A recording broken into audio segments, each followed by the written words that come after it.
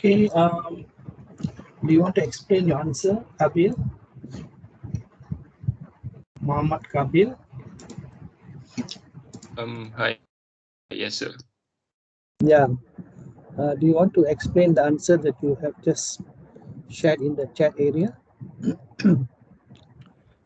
Okay. So in a narrow context, the corporate governance it relates to managing the relationship between managers, directors, and the shareholders, and also the towards the stakeholder and also the public or society.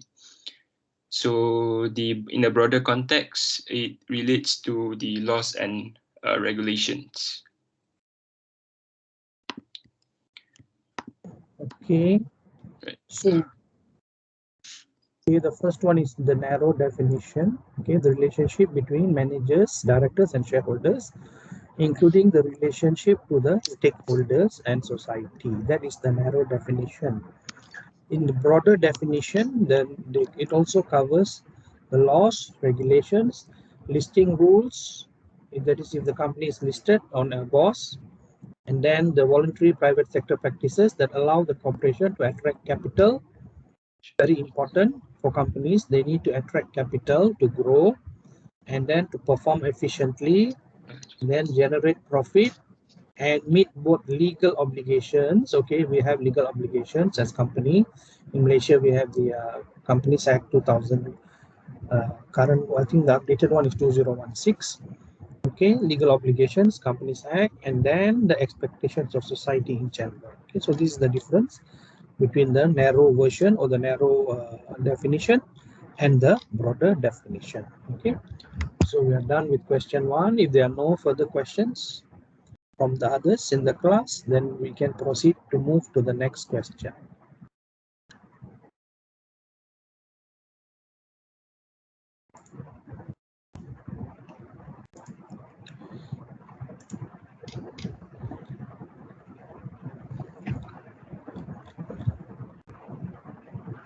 Okay, so if there are no further questions for me in relation to this first question, so then we can move to the second question.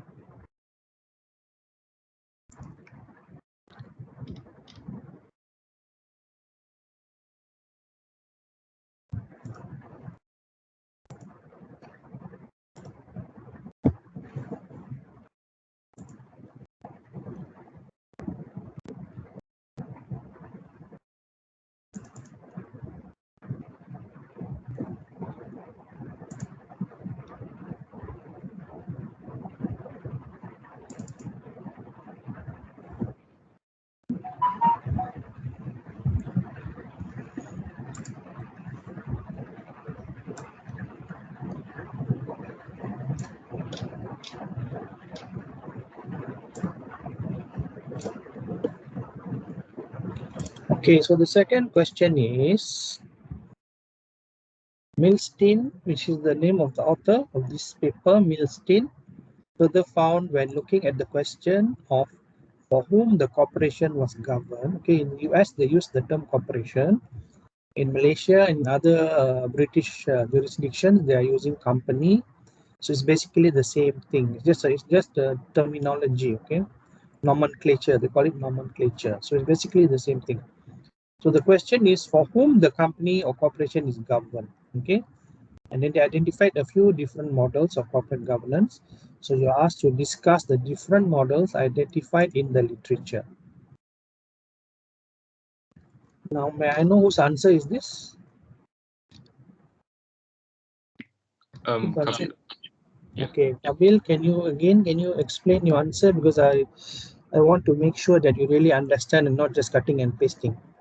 Right. So in the context of continental Europeans. Your camera. Okay.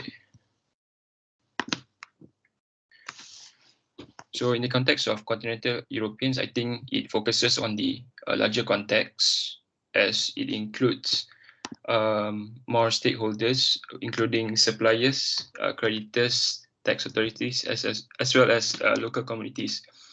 Whereas in the Anglo-Saxon countries, they mainly focus on the shareholders. So when we say Anglo-Saxon countries, what are we referring to? If I'm not mistaken, the England something, UK. Okay, basically English-speaking countries. Okay, English English speaking. countries, like, of course, quote unquote, the mother is in UK, then US, Australia, Canada, New Zealand, South Africa, Malaysia included as well, because we are British colony. So we are following the Anglo-Saxon model in Malaysia. Okay, although we are not an Anglo-Saxon country, but because we are a former colony of Britain, so we are also following the Anglo-Saxon model. Okay, so when we talk about the continental model, okay, so the continental model refers to the model in Germany, in France, Italy, Netherlands, Belgium, those sort of countries on the continent. Okay, so their model looks at not just focus solely on the shareholders. Here they look at more on the other stakeholders. For example, the suppliers, creditors, tax authority, local communities. Okay, whereas in Anglo-Saxon countries, so what the main point I want to make here is that we in Malaysia, we are following the Anglo-Saxon model. Okay, so Anglo-Saxon model gives precedence to primacy of ownership, meaning that our main responsibility, our main this thing is to the shareholders. Okay, the others is just incidental. It's incidental. So why? What's the argument for this? What's the argument for this? What's the justification for this? What's the rationale for this? Because it's their money. So we owe it to them to explain to them how we use their money, how we spend their money. Okay. So is it clear now, Kabir? Yeah, I get clear. Thank you, Okay. sir. Okay, thank you.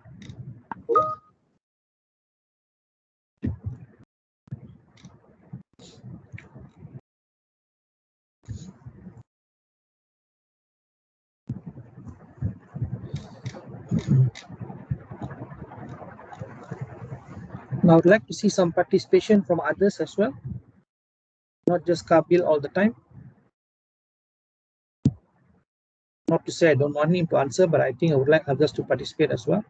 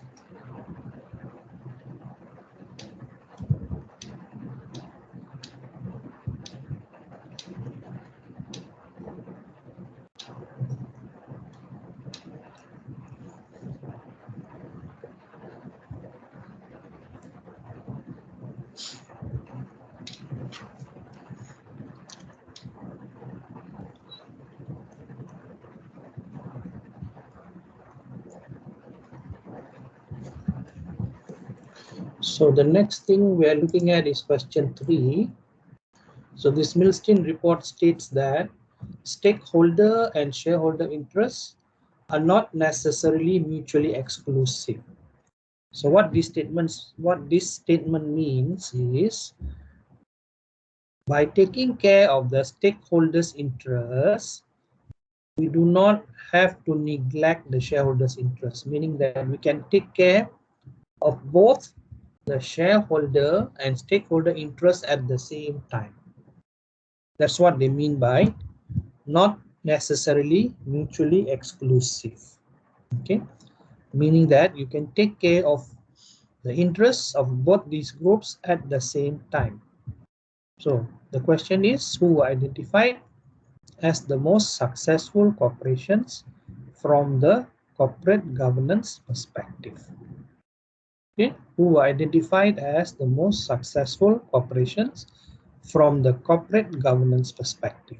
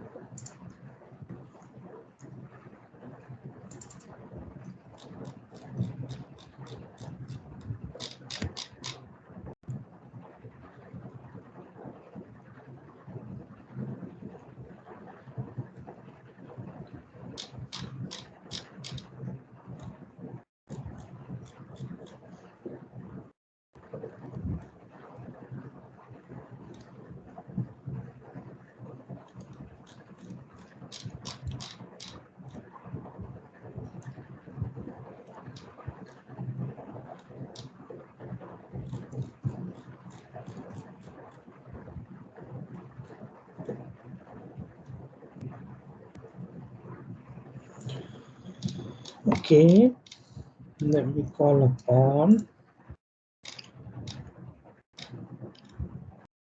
Lim Yu Xuan. Lim Yu Xuan, are you in the meeting? Lim Yu Xuan.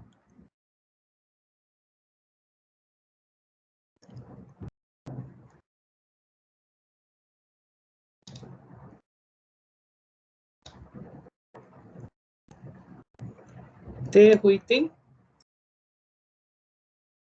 Teh Hui Ting.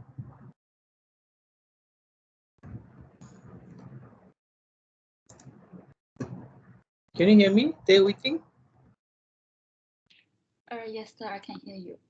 Okay. So do you want to answer this question? Question number 3.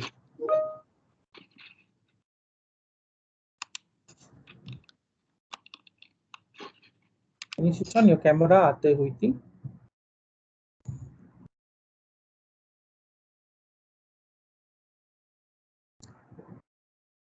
Okay, sir.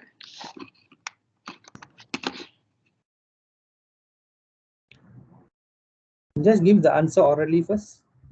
And then once I say okay, then you can share it in the chat area. I paste the answer to the chat box first. Okay, all right.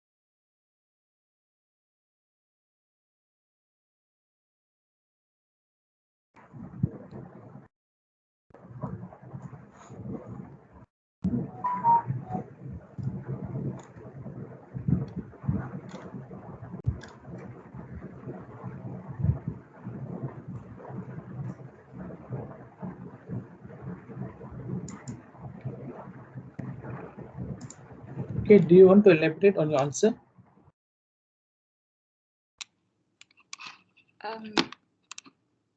I know you just took it from the paper, right? I know that. But Yeah. I want you to elaborate so that I can see whether you have really understood what you're putting in the chat area, or you just cut and paste. The most successful corporation from a corporate governance perspective is when the shareholder interest and the stakeholder interest are met. There's a balance between the shareholder interest and stakeholder. There are not just mainly focused on the shareholder interest, but ignore the stakeholder interest. Okay, so meaning they're able to strike the right balance between the interest of the shareholders. I think I have mentioned this in my lecture on Monday. Okay, shareholders are one of the stakeholders. In fact, I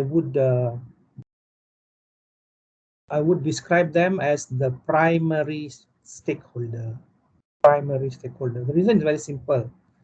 They have invested their money. Okay, therefore they have a right to know how the company is using their money. So they are the primary stakeholder. But what I want to make clear here is they are not the only stakeholder. Okay, they are not the only stakeholder. So the good companies, the successful companies from a corporate governance perspective, based on the study done by Milstein in the US. Okay, this was a study done in the US. He found that the most successful companies, he looked at a sample of companies listed on the New York Stock Exchange, and said before the biggest stock exchange in the world. And then he did a study and found that those companies which are successful are those companies we don't just focus on their shareholders, but also take care of the interests of the other stakeholders. So this is what they found, or rather she found. Okay, she's a lady. Milstein is a lady. So she found from her study that the successful companies are those that are able to strike the right balance between the shareholder group and the other stakeholders. Okay. All right. So we're done with that. So let's move to the next one.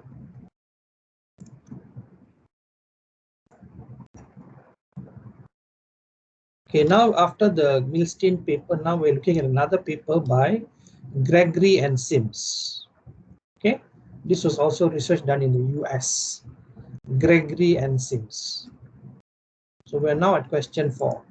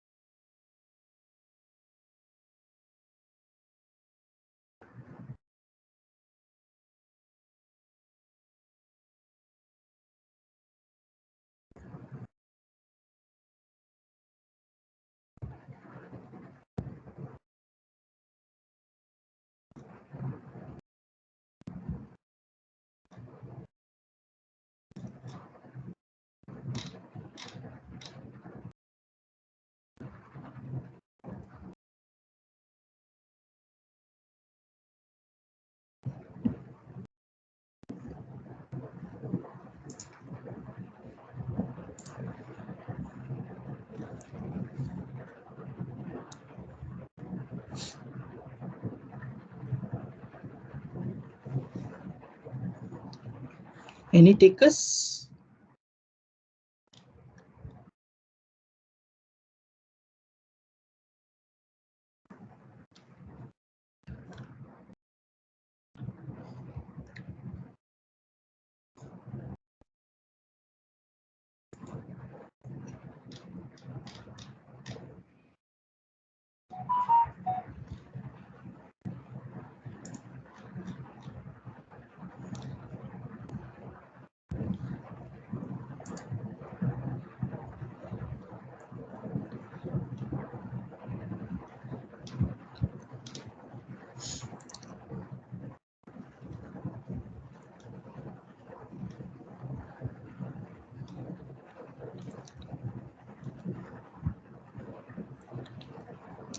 Siu Huying, are you in the class? Siu Huying, are you present in the class? Can you hear me? Siu Huying.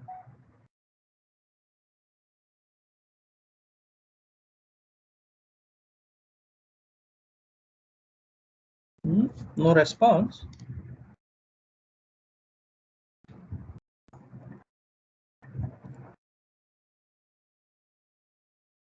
Yong Yik Han.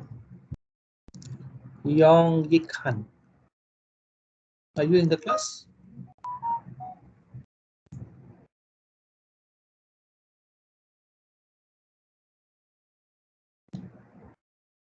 Can't be that all of you can't hear me. Can you hear me or not? Can you post in the chat area? Is there an issue? Can you hear me or not? Okay, Siu Huying. Can you give the answer for this question?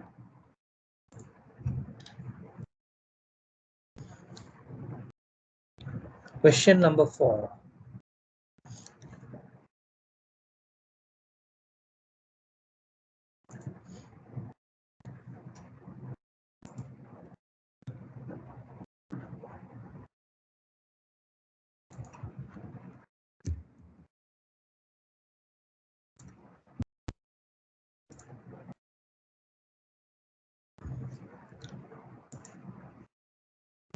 It's going to be 11:30. Really got to get going. No, we cannot. We don't have time actually. Okay. So have you got the answer? You can just put it in the chat area for me to check.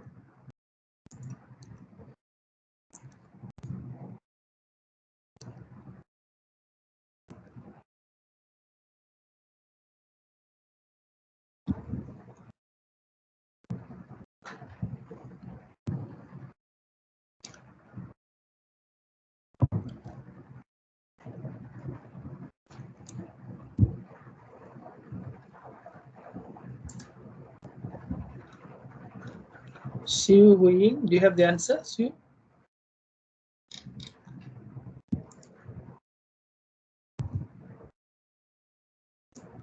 So the question is, discuss the impact of these 4 areas on the quality of corporate governance. Observe the impact of the quality of corporate governance in 4 areas.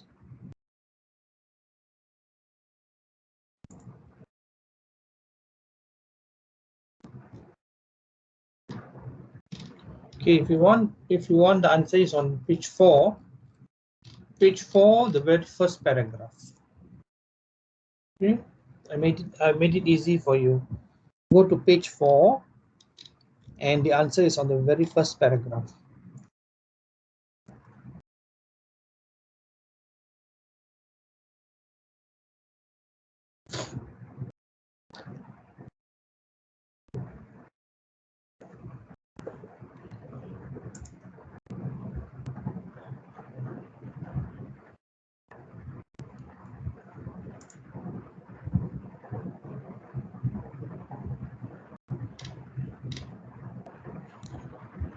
So what are these 4 areas that they refer to in their paper, Gregory and Sims? So if you go to page 4, right at the top, so the quality of corporate governance is important because it has a direct impact on 1, the efficiency with which a corporation employs assets. Second, its ability to attract low-cost capital. Thirdly, its ability to meet the expectations of society, and finally, its overall performance. So that is why the quality of corporate governance is important, because it directly impacts the efficiency with which a corporation employs assets, and then the ability of the company to attract low-cost capital. Okay, most companies have to raise capital in the market, capital market. So if you're a good company, then people, lenders are willing to lend you at a lower rate of interest. This is what they mean by low cost capital, ability to meet the expectations of society, and finally its overall performance. So for that reason, the quality of corporate governance is important. It has a direct impact on these four areas. Okay, so we're done with that. So let's move to the next question. Okay, I really don't have time. We're already 11:30. I want to keep moving. Okay, let's move to question 5. So again, these same authors, Gregory and Sims, observe that corporate governance practices vary across countries and industries.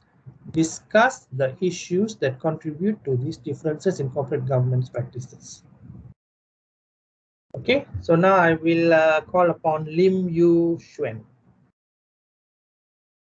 Lim Yu Xuan. Do you want to switch on your camera, Lim Yu Xuan, and then explain it to orally? As I said, you can just cut and paste, but I just want to make sure you understand what you have put in the chat area. Lim Yu Xuan. So now we're looking at question number 5. Gregory and Sims observe. Who is this now? No, I can't hear you, Lim Yu Xuan. Are you sure you have not have you unmuted yourself? I'm not sure about the others, but I can't hear you. Are you speaking now?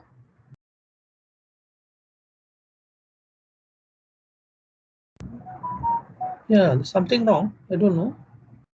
Are you able to hear me or not? The rest of you? I'm not sure there's a problem with my laptop or with your laptop. Can you hear me?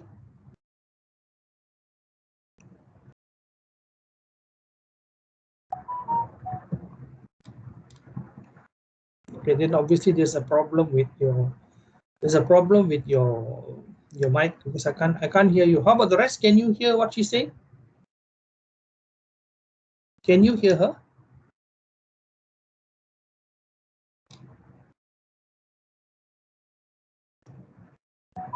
Oh, see, Kabil also cannot. It's not just me. Are you sure you have unmuted? Lim Yu Xuan? Okay, it shows as unmuted. Okay, that means you got a problem with your mic. Okay, so anyhow, I really don't want to waste time. I have to keep moving.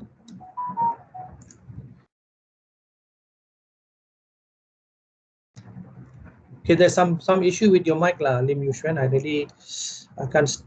don't know what's the issue. You have to check it. Okay, so different societal values and ownership cultures, business and competitive conditions contribute to differences in corporate governance practices. Okay, if you get this type of question in the exam, you need to elaborate. You need to elaborate on each of these points. Different societal values, what you mean by different societal values, what do you mean by different ownership cultures, and what you mean by business and competitive conditions. So basically you have highlighted 3 areas which contribute to the differences in corporate governance practices. The first one is different societal values. Okay, you need to elaborate on that. You can just have a two words answer like this. Ownership culture is another one.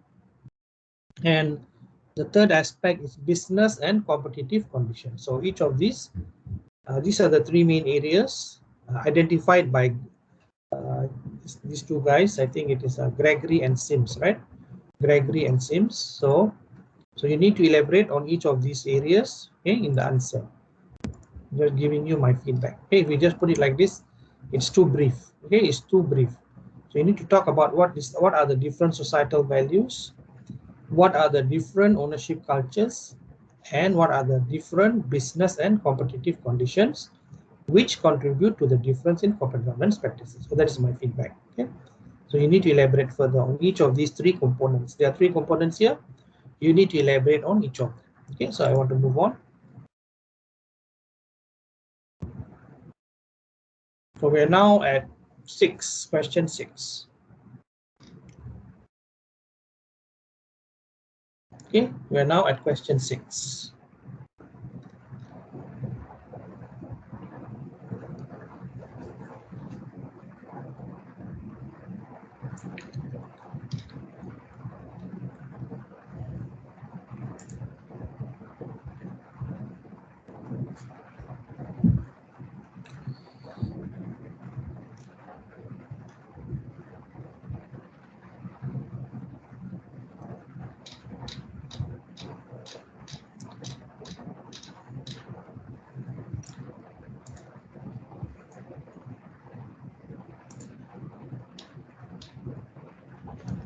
So Milstein report noted that for corporate governance to be effective in attracting capital, okay, that is why corporate governance is very important. The company needs to attract capital. Okay, it's just like it's the lifeblood of the company. If they don't have capital, they cannot expand, they cannot grow their business.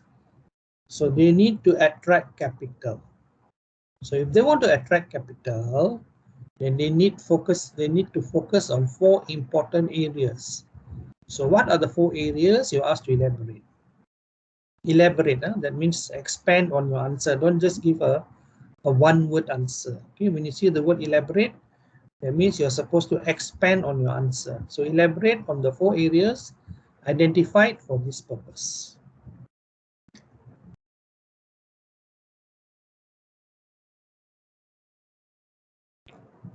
So now I want to call upon Kenisha. Are you in the class, Kenisha? Kenisha Zeta. Hello, yes, sir. Can you on your camera, please? Hold on.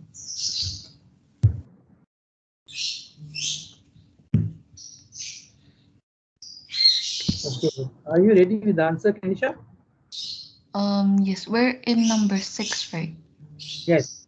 Number 6, correct. Do I need to paste my answer to the chat box? Okay, I would prefer you speak first, and later on you can paste it. I want people to listen to you. Oh yeah, okay. So the first area is fairness. By Sorry? ensuring First fairness. area is what? Fairness. Yes. Okay. By ensuring the protection of shareholder rights, in particular the rights of minority and foreign shareholders. These rights can be strengthened by ensuring the enforceability of contracts made by the providers of capital. And then the second one is transparency. By the timely disclosure of adequate, clear, and comparable information about corporate performance, governance, and ownership. Third one is accountability. By clarifying governance roles and responsibility, and by means of voluntary efforts to ensure the convergence of managerial and shareholder interests as monitored by the board of directors. The fourth one is responsibility by ensuring corporate compliance with other laws and regulations reflecting the existing society's values. Is that it? Yes. Can you Yes. post your answer in the chat area? Okay.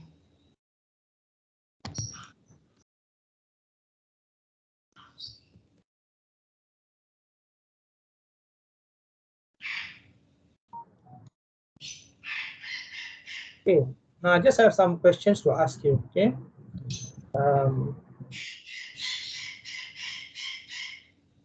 Okay, these rights can be strengthened by ensuring the enforceability of contracts made by the providers of capital. What does that mean?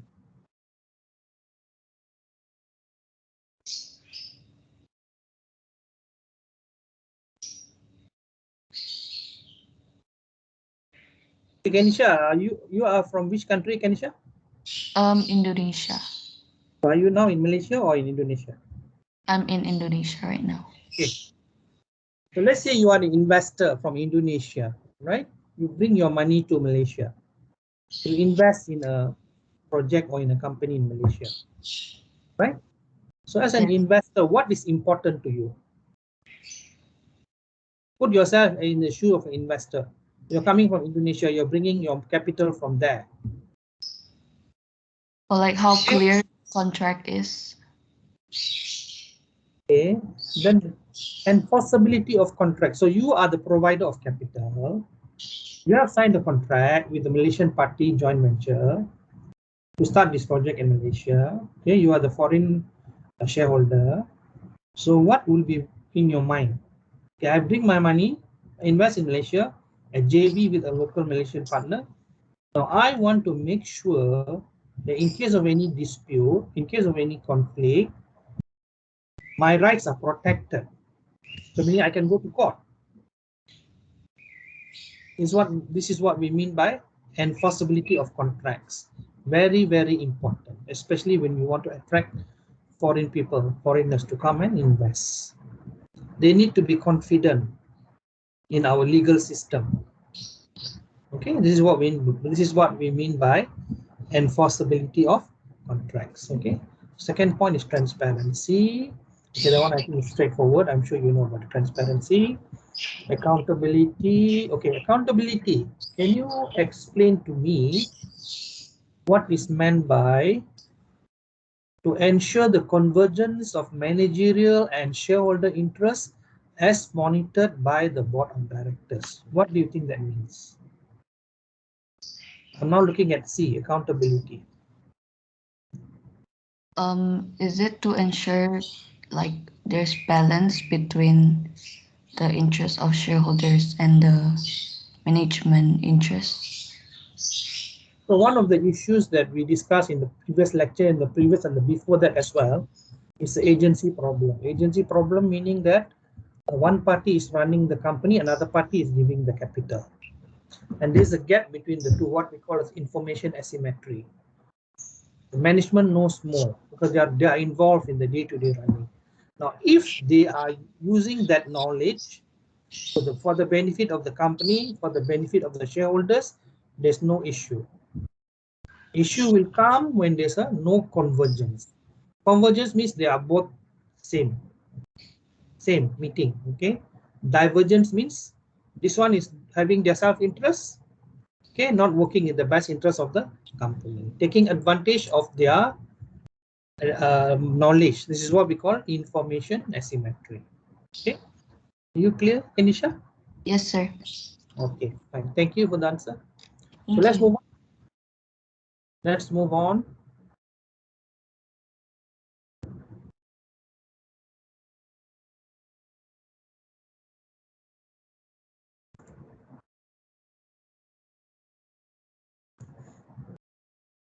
So now we're going to do okay, 7. Now we are talking about one particular. Just now Kenisha spoke about the 4 areas. Okay, so now we are looking specifically at the fairness concept. Okay, earlier Kenisha spoke about the 4 areas. See her answer in the chat area. Okay, so now we are looking, that is A. So now we're looking specifically at A. Okay, so in respect of A, in respect of the fairness concept, elaborate on the 2 separate principles which were developed. Okay, the operative word here is elaborate. Okay, don't give one word answer, 2 word answer, elaborate. Okay, so I'd like to call on somebody who is ready with the answer. Can I call on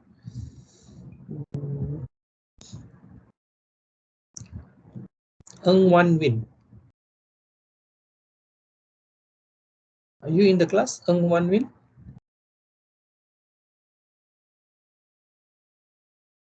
Can you hear me?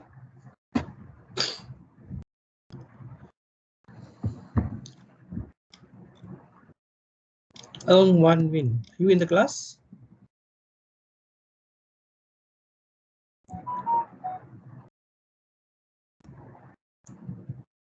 Okay, can you give the answer for this question?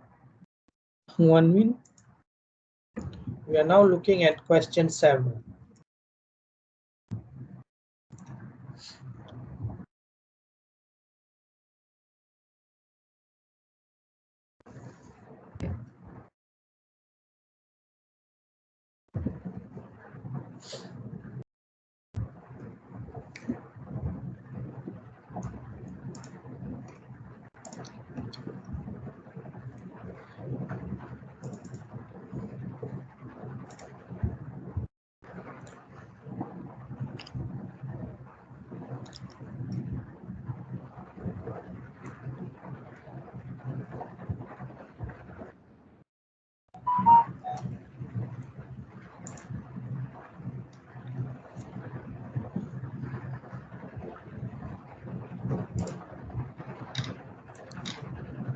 Okay, this one answer, okay, no, it's taken from the paper, okay.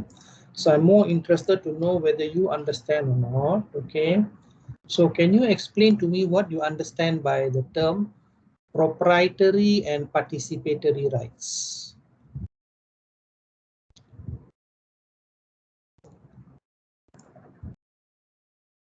Then I will be able to explain to you, okay. So we talked about in your answer, this includes both proprietary and participatory rights. So what is the difference between these two? Ng Wan Win. Do you want to unmute and speak up, Ng Wan Win? My question is, okay, in your answer here, okay, I know you took it from the paper, okay. So now I just want to make sure you understand what you put there, okay. So I just want to know, do you understand what is the difference between proprietary and participatory rights?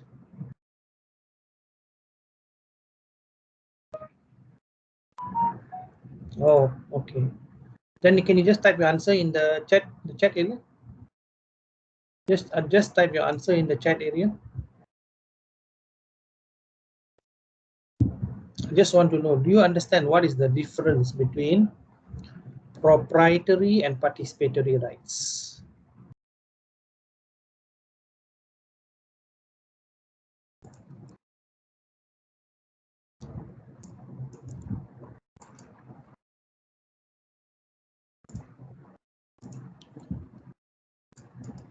Okay, I'm sharing the code for the attendance. So can you just do it? Okay, I don't want to be thinking about this. Okay, just straight away do it. Okay, while I'm waiting for answer, we move on. It's already going to be 11:50. Can you do your attendance? Can you all do your attendance?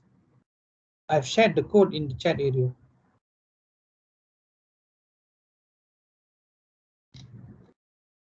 Okay, do it before the screen closes.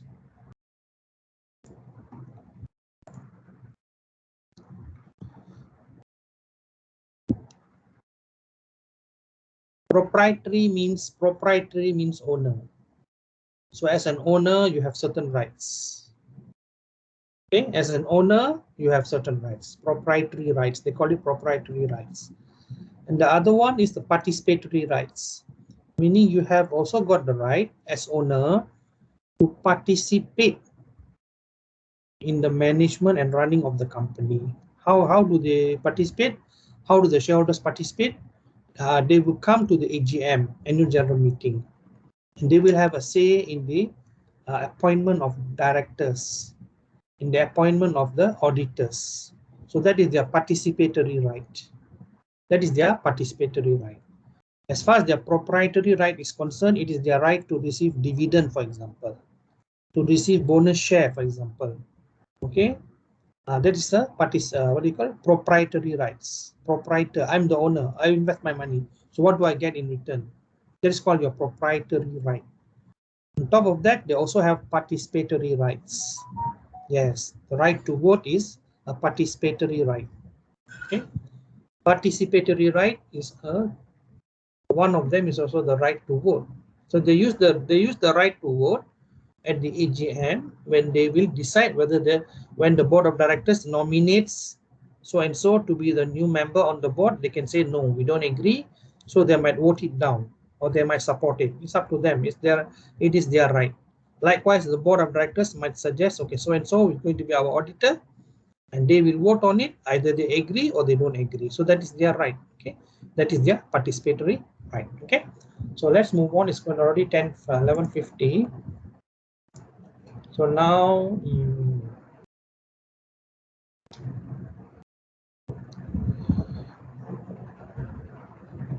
okay, let's look at question 8. Socially responsible corporate conduct. Okay, nowadays people always talk about this issue. Socially responsible corporate conduct is consistent with the principle of shareholder wealth maximization. Do you agree or disagree with this statement? And then support your answer with evidence. Support your answer with evidence. Socially responsible conduct is consistent with the principle of shareholder wealth maximization. Do you agree or disagree with this statement, and support your answer with evidence? Okay, so anybody who's got the answer, this is what we call an opinion type of question. Okay, this is an opinion type of question, so you can have either for or against, but you must support your answer with evidence. Okay, support your arguments with evidence.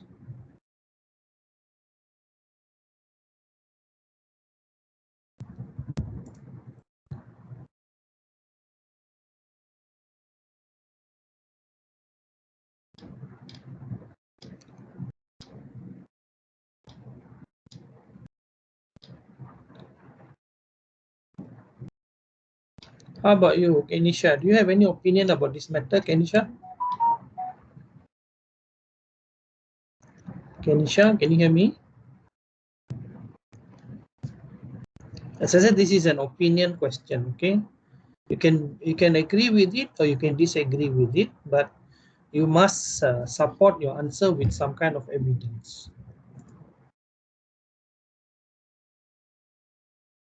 Do you agree or disagree? Okay, either way you can. If you agree, you must give your reason why. If you don't agree, you must give your reasons why.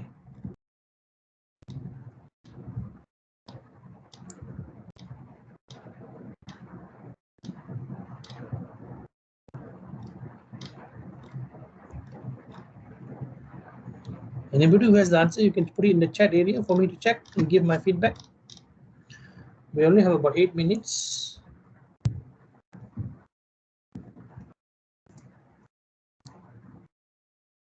It's not that I'm rushing you, but we only have 1 hour for tutorial. Okay, so we need to really get going.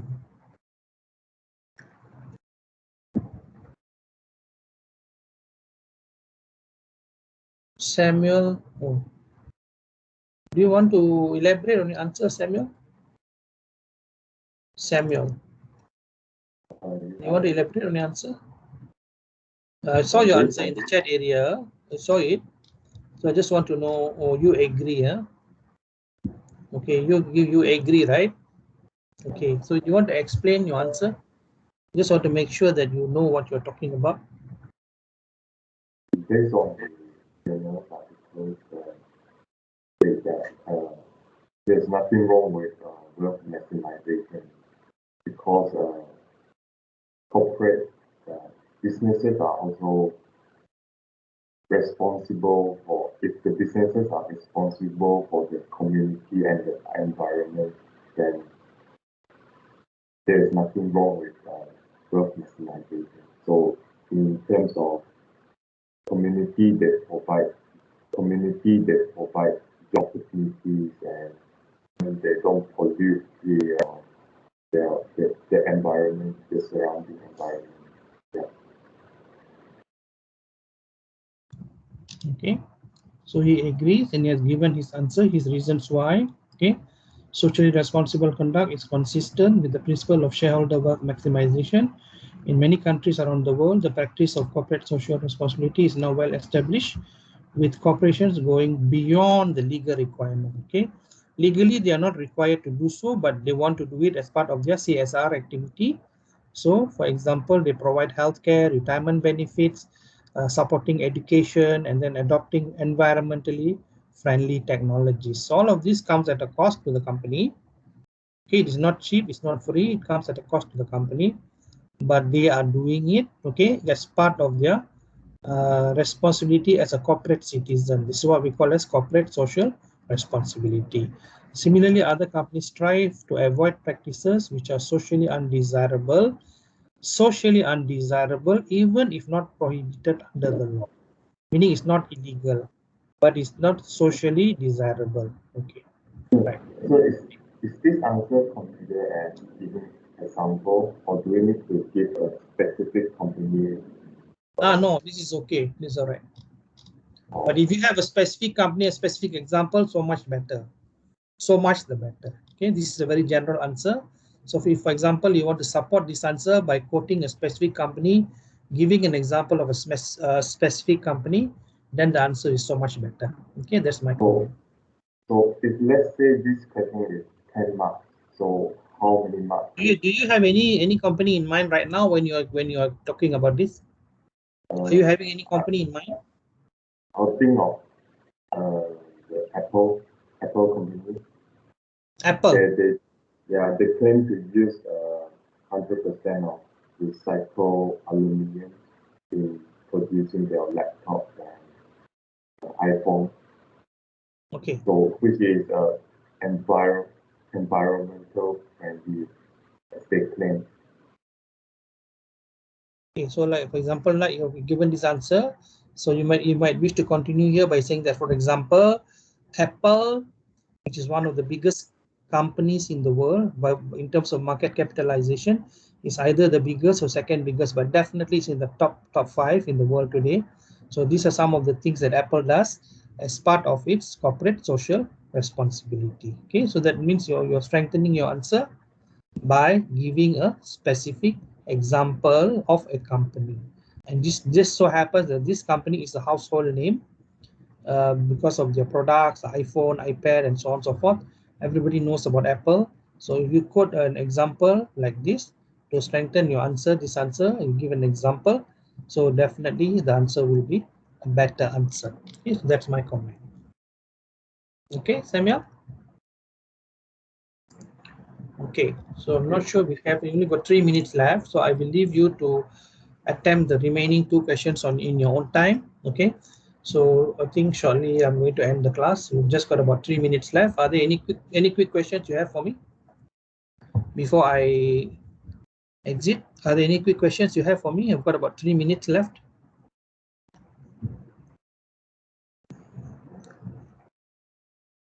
So as I said, you can attempt the other 2 on your own, question 9 and question 10, because we don't have time. We're running out of time.